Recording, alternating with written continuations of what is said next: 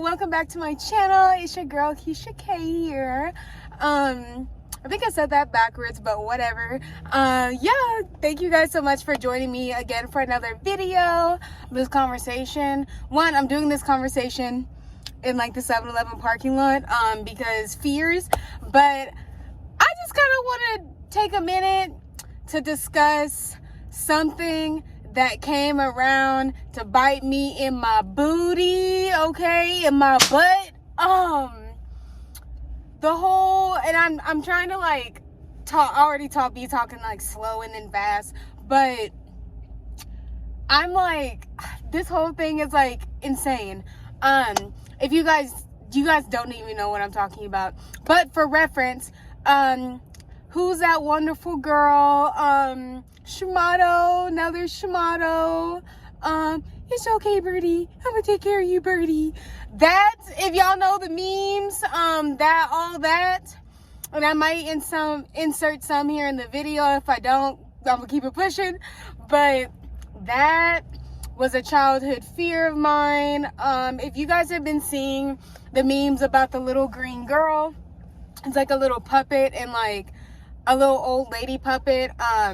Those puppets are from the show Nanaland, which is a Canadian television program. I know it hasn't been on the air in like years because I think that it started in 1999. But I have a really interesting story about why that is my childhood trauma, why that is my nightmare fuel, why that has haunted me since I was like 8, 9, 10 years old. And how it all came back around in the most like unexpected ways. I never thought I'd ever like see it again after like age 8. So if you guys are like interested in hearing why I like genuinely have like a phobia of this show, please keep watching and please subscribe so you guys can keep up with more videos. Hit the notification bell, all that good stuff. So yeah, let's get into the video. So to begin, when I was a kid, I was weird. I didn't like puppets like that. I didn't really like people in costumes. I have a vanilla Coke here with me to wet my whistle. I didn't like things that weren't supposed to move. I don't know, things that looked like they were supposed to move and like theoretically like they weren't. Like I said, like mascot costumes, people in costumes. I didn't really like clowns either. Puppets especially, like puppets, something about puppets, not the Muppets, but like the more less cute. I don't know. My like thing with puppets was like weird. So that leads me to give y'all that background. That leads me into how I got introduced to Nanaland. So when I was like 8, 9 years old, anytime my dad would go to the store for like almost my whole life, as a daddy's girl, so my dad would always like bring me back something, if it was candy or when I was little, like a toy, or, you know, like he would always, sorry, it got hot. He would always bring me something back, you know. And one day, keep in mind, I was like 8 or 9 years old. He went to I think Walmart, he went to the store and brought me back like a DVD. And I was like, ooh, I'm excited because I was really into like cartoons from like the 40s and 50s and 60s back then. And that's what he had been bringing me back, was like old cartoon collections. So I was like, ooh. And then I looked at it and it was a puppet girl that was green with these like weird, just like rock looking like black eyes, like the way, and honestly even now the way Mona looks like bothers me. It just like bothers me, like it's my nightmare Freddy to me, like honestly. And so like I was like looking at it because this obviously ain't for my age group, but I still watched it.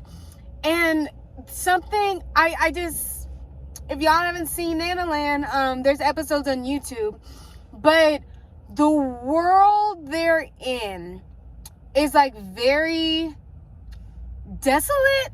It's very empty. It's very like odd and weird. It feels very empty. And like the character designs at the time, some of them now, but at the time, like it just like bothered me. And I didn't like that you could see where the puppeteers, the like sticks of puppeteers were attaching to the limbs and stuff. Like just like the whole like setup of it like bothered me. I like watched a few like episodes of it, and obviously like that's a show for like preschoolers. It's a show about like a little like 2-3-year-old girl learning about the world through her nana's backyard. And like, one, like it wasn't for my age group, so I didn't like it. But two, like, I'm sorry, but like this little bee that was green, I didn't like that. And I still don't like her eye design. Like her design, I see why it would be charming or cute to some people, but to me, so unnerving and so unsettling. It was just very, very uncomfortable. And you know, okay, and I remember after watching it, it scared me. Okay, I'm never gonna watch it again. I think that DVD is still in like the big box of like old DVDs that we had or something. But I remember I was never gonna like pick it up, look at it again. It just like bothered me. And I remember later that night I had like not a little nightmare. If y'all get the reference, y'all get it. But I had a nightmare about it. So time skip to what? I'm 26 now. Is that 14 years? 14 years in the future? I don't know how many years that is. Anyway, y'all let me know in the comments. I see it. I don't have TikTok anymore, but I see it on Instagram. And as soon as I saw it, I went, like the ugliest noise came out of my mouth, because I haven't seen that nightmare fuel since I was like 8 years old. So I was like, okay. And the more I started seeing it, and I saw the memes and like I kept sending them to one of my friends, because I'm like exposure therapy, right? But at first I was like, okay, like I don't understand why this is like where this came from. Like honestly didn't even know other people knew about the series. Like I thought it was just some like weird obscure little whatever that like only I kind of like knew about, you know. So to see it being turned into memes and stuff is just so wild to me. But I did kind of do exposure therapy the more I like watched clips, and I didn't even know that the People Shimano, I had no clue that even became a meme. I'm late to that too, but I was like, okay, like this show is like kind of funny. So I started watching. Okay, if you guys know the channel Lula Loopsy, love her. I would honestly love to collab with her one day if ever, but I really do like Lula Loopsy's channel. I've been subscribed for a little bit, and I saw her make like the iceberg on it, and I was like, okay, like let me learn more about this series, since apparently like a lot of other people know about it. So I watched her video, and I was like, okay, like it kind of helped with my fears a little bit. Time skip to like a week later or whatever. And by a week later, I literally mean like 2 days ago. Scrolling on Instagram Discover or whatever, Explore, and I'm seeing it again.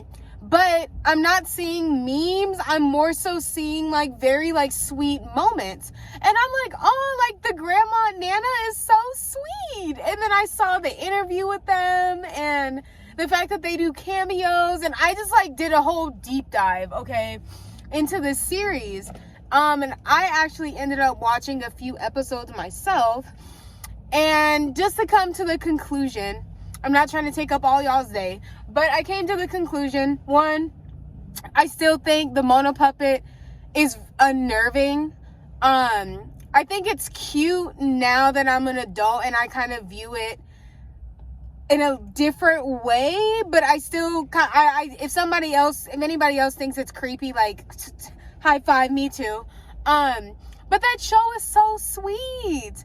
that show is so sweet and heartfelt. Like, it's truly just about a little girl learning about the world with her grandma, and the way her grandma gives her positive reinforcement, like, oh, you're so good at that, good job, and turning bad situations into good. And like their neighbor, Mr. Wilson, I think, their relationship, and like, it's just such a sweet show. And Russell, I had to take a drink. Russell is bad. Russell is bad. Russell got stung by the bee because him's bad.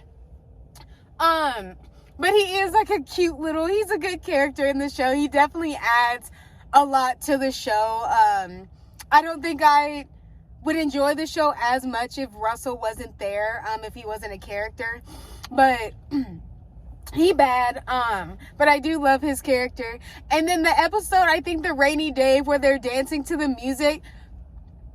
Why did they make Grandma, why did they build Nana like that? Why is Nana thick? Why is Nana boom and boom? Why is Nana built like my mother? Like, for real. Like, it's wild. I've like kind of overcome my fear of the show, and I'm watching it.